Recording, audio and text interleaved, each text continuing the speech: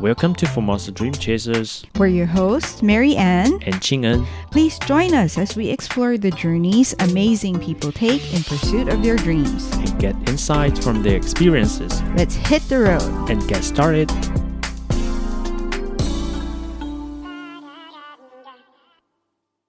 Hi, welcome to the show.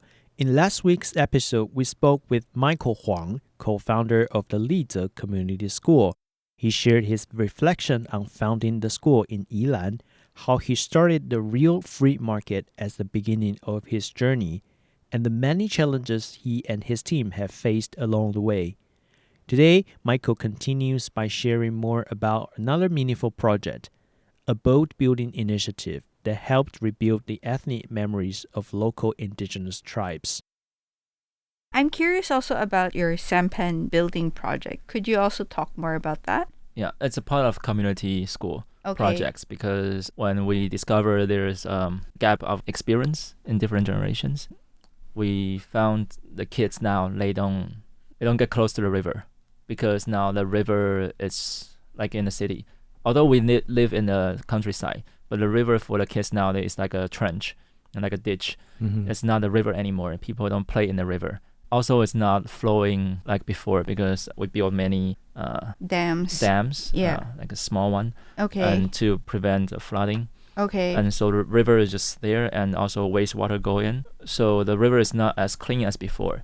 Before in Lize, the main way to for transportation is by taking boats, because it's river everywhere, so it's impossible to.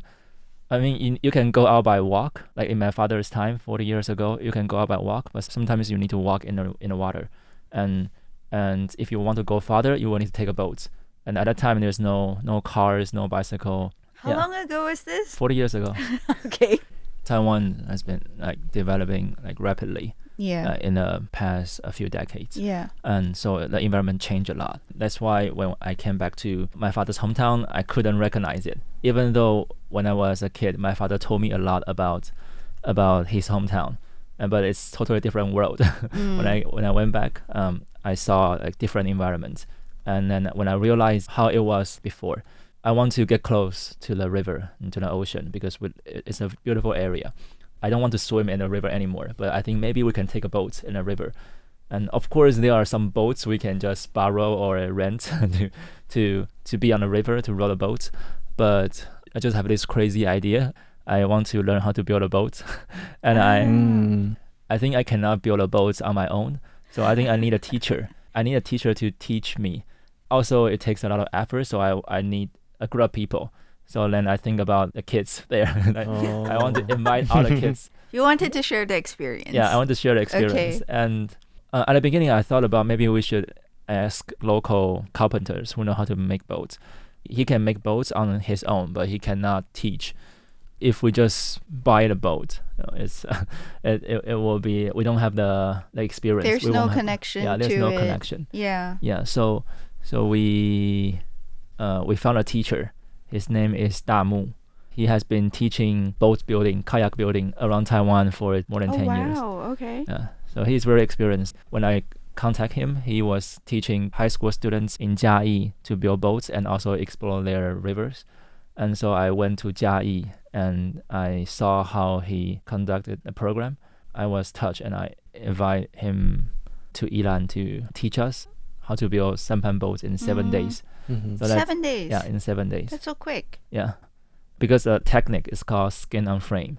Mm-hmm. And we just need woods to build a frame, and then we use fabric to cover the boat.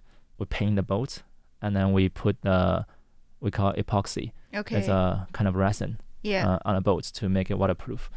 And then the boat is finished. But it's still a lot of effort. We make it's 7 days from day to night, maybe 8 to 10 hours every day. Wow. With all the kids and some adults, like 40 people. Okay. And by doing this, we build a strong connection. It's like teamwork. It's an intensive teamwork. And so all the kids and people come together, including my father and my parents and my brother and the kids and some people in the community. We are and the teachers and the principal. The principal didn't join to build a boat, but they all visit us, and Yeah. they buy drinks to the kids. Okay. And That's cool. yeah, so it's interesting. And I like the idea a teacher who teach us how to build a boat. It's because he said the important thing is not building the boat, but after we build a boat, we need to row the boat and explore the area. So we build boats because we want to row the boat, Yeah. not because we want to build a boat. Yeah. So after we build a boat, we keep using the boat to explore the area, to go around the area, and so the kids and the residents and everyone can see our landscape from a different perspective. Because usually cool. we always stay on the Land. land and on the road. Yeah. And on Google Map, there's no like river course. Yeah. I mean, there's river course, but it's not accessible. accessible. Yeah, it's not accessible. Yeah. Yeah, so we always go on the road, but with the boats we can go on the river, and How many people can the boat hold? 4 to 5. 4 to 5 And people. we build 5 boats, so we can take 25 people, and Oh wow. yeah, so we can we see the beauty and also trash on the river. And also That's true. birds and different plants and different pollution in the river. It's beautiful, but at the same time you can see the problem. Impact impact of the industry. Yeah, Yeah. we make all these stories into a documentary. Oh, you did? Yeah, so we can spread it to more people and influence more people. Yeah, And that's great. Yeah, Can we find the documentary Yeah, online? can you please share that to us? yeah. It's on YouTube. Okay. Okay. But the first documentary we didn't put on English subtitle yet. Okay. The second one we have English subtitle, but the second one is not about boat building. It's about the indigenous tribe.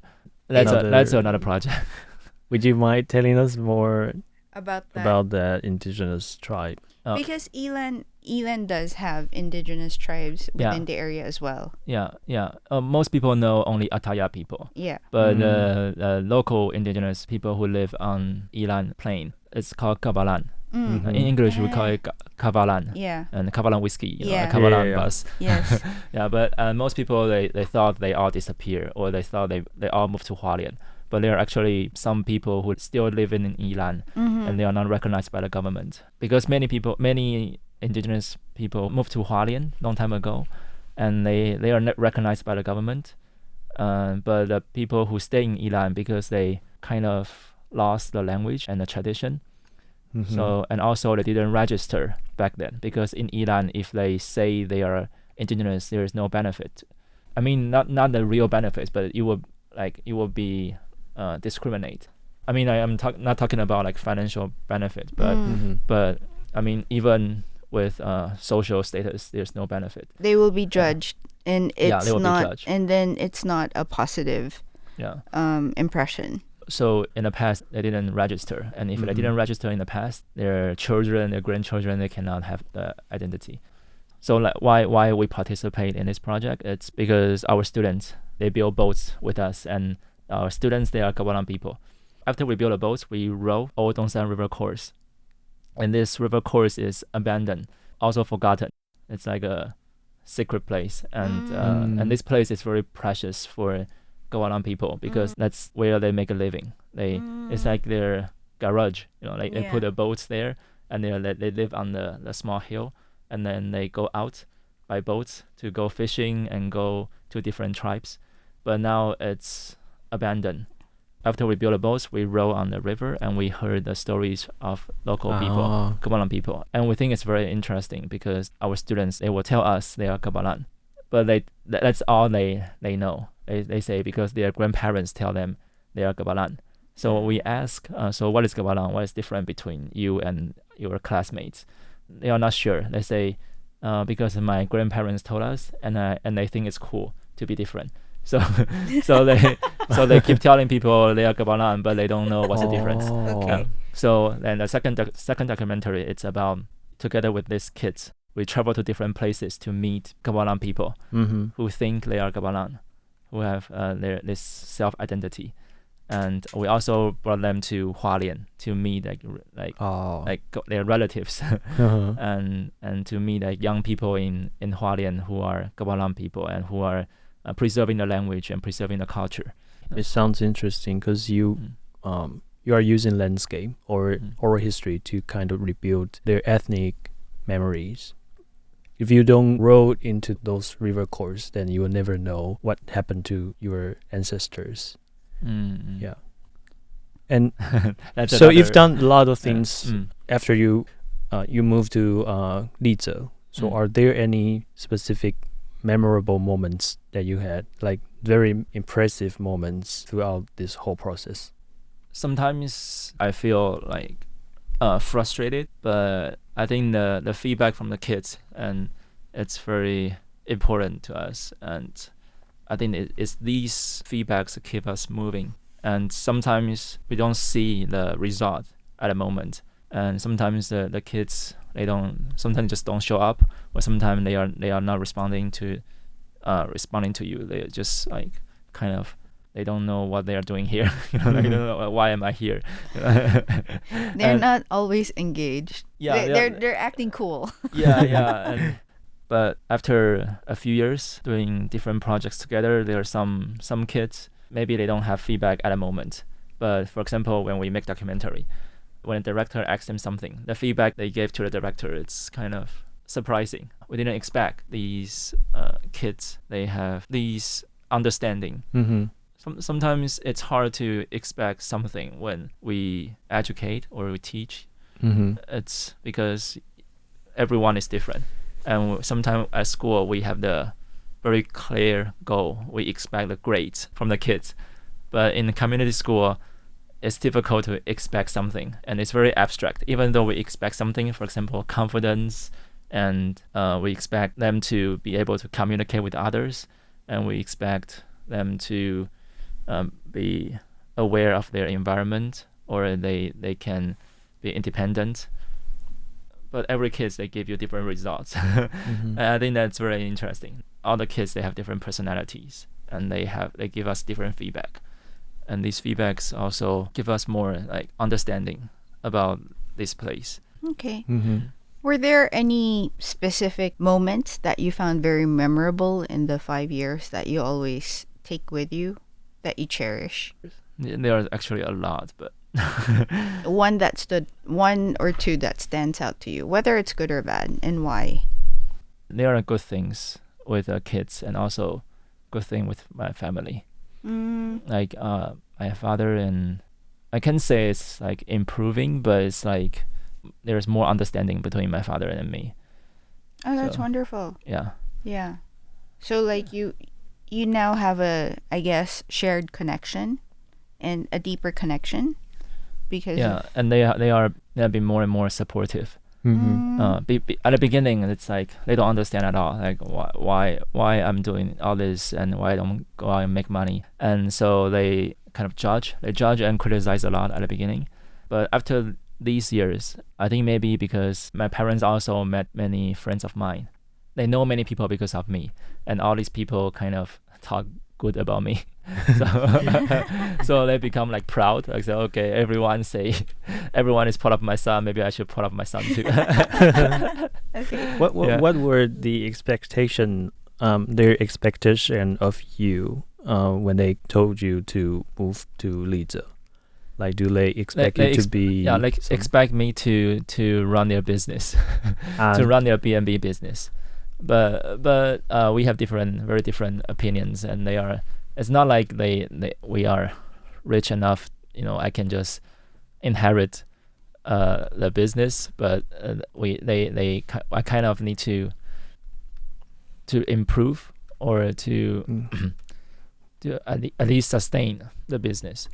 So sometimes my parents, if I have something, I want to do something, my parents will think, my parents will question me a lot. Like, they will say, is it like profitable? And so at the beginning we argue a lot. Yeah. For most young people nowadays, they would rather work in the city and they just earn enough money to enjoy their life, but you chose to go back to the rural area and to do community work.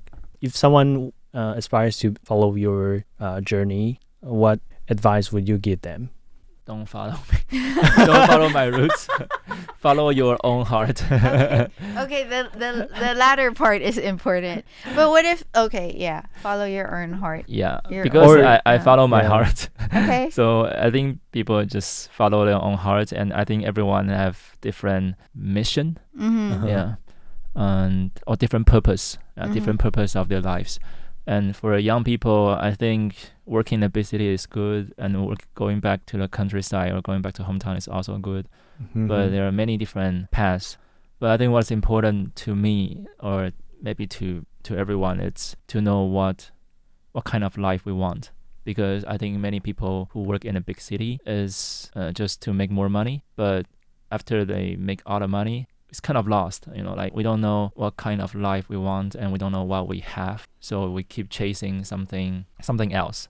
For me, the reason why I'm not making enough money in a big city, it's because I think there are other ways I can reach my goal without money.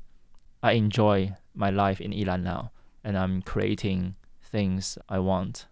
Is there anything else you would like to share with our listeners? Like, for example, your future projects or plans, or anything else you would like to add?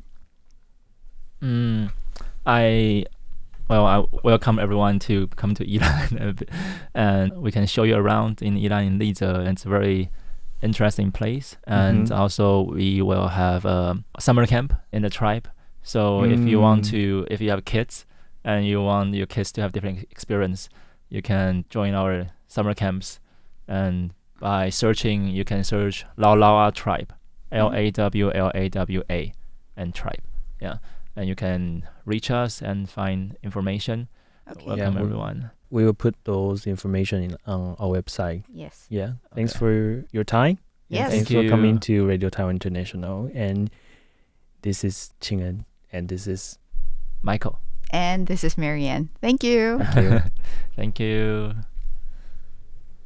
That's a wrap up on our conversation with Lize Community School co-founder Michael Huang. Before we go, we want to share more about the summer cultural camp Michael mentioned at the end of the show. This summer, kids aged 10 to 15 are invited to the scenic banks of the Dongshan River in Yilan for an immersive experience with the Kavalan Laulawa tribe. They'll learn to sing in the Kavalan language, cook with foraged wild vegetables, craft tribal clay patterns, and take part in theater that brings to life the stories of migration and identity. It's a powerful and hands-on journey into how culture is lived, not just remember. There are 2 sessions available. The first runs from July 16th to 18th, and the second from July 21st to 23rd. Each session is limited to just 10 participants, with a few spots reserved for Kavalan youth. For more information, visit facebook.com/LAWLAWATRBE. We'll also include the link in our show notes.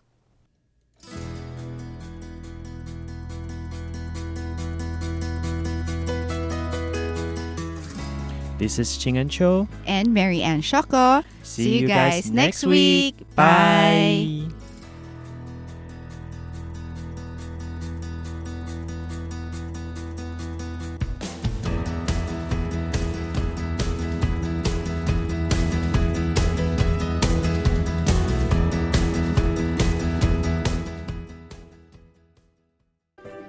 Have you ever finished a book or movie and just wished you had somebody to talk about it with?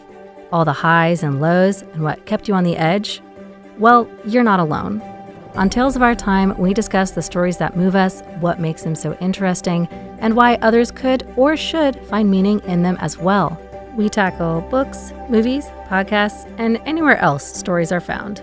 You can catch us every Thursday at Radio Taiwan International or on our website at english.rti.org.tw. And remember, where there's a story, there's a reason to read, or play, or watch, or